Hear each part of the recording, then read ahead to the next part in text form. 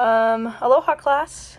As I was reading chapter 2, this chapter, I came across the section that it said, what specifically are social service agencies looking for student interns? And so then it listed just a few of the qualities that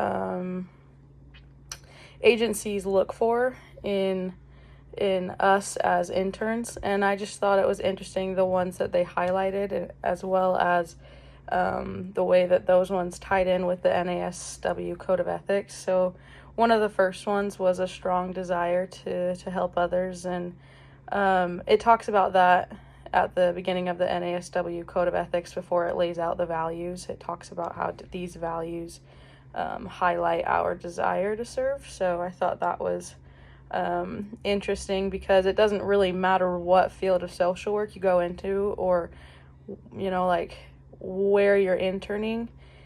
Ultimately, you have to have a desire to help others.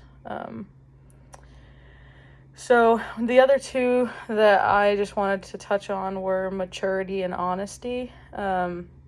Maturity, obviously, it's going to require maturity to be an intern for a specific place, and I would definitely understand why they highlight that, because as college students, maybe we have a stereotype of not necessarily being as mature, and so it's our responsibility to, when we take these internships, to come in with a mature personality and be able to handle whatever they place at our feet.